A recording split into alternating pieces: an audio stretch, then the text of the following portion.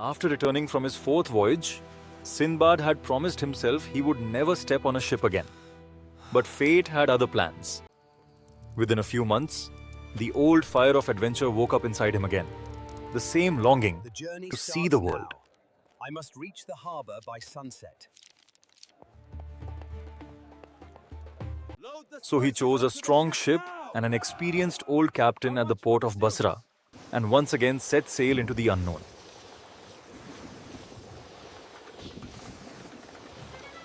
For many days, the sea was calm, the winds gentle, and the sun sparkling on the water. It felt like the safest journey of Sinbad's life.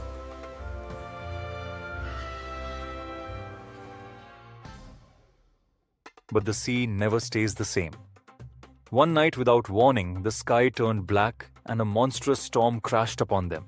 Lightning tore the sky apart and the ship shook violently under massive waves. The crew held on desperately as the storm raged all night. By morning, the ship was lost far from any known route, drifting helplessly into an unknown region of the ocean.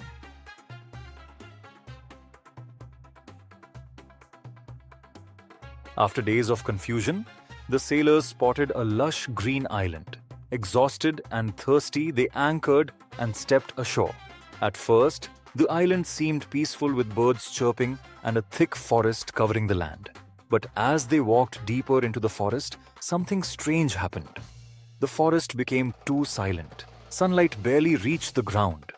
And suddenly the earth trembled beneath their feet. A terrifying roar shook the air. The sailors panicked and ran.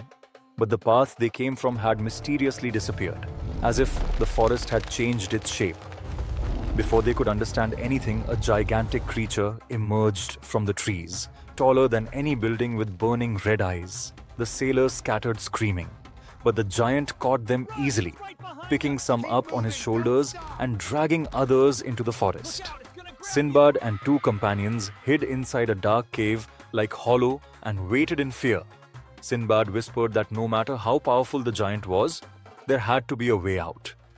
The next morning, they saw the giant heading toward a hill path carrying the captured men.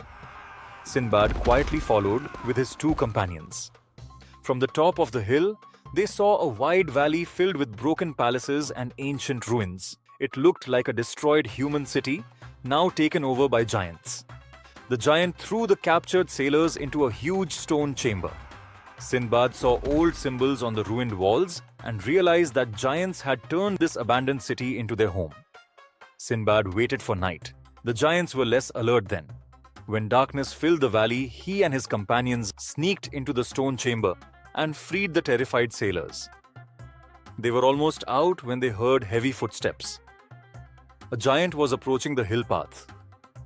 Everyone froze in fear. Acting fast, Sinbad grabbed dry wood lying nearby, made torches, and lit them with sparks from stones. As the giant came closer, Sinbad and his companions hurled the burning torches at its eyes. The giant roared in pain and collapsed, giving everyone precious seconds to run. They raced through the forest and reached the shore only to find their ship destroyed.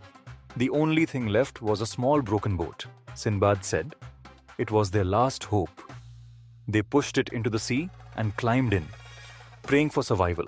For days, they drifted without direction, hungry and weak, until finally, a merchant ship appeared on the horizon. The sailors waved desperately and were rescued. The captain gave Sinbad shelter and care, and after many weeks they reached Baghdad. Sinbad told his family and friends about the horrifying island of giants. Everyone was shocked. He survived. Once again, he swore never to journey again. But deep inside, he knew the sea would call him back because Sinbad was born for adventure, and destiny had not yet finished writing his story.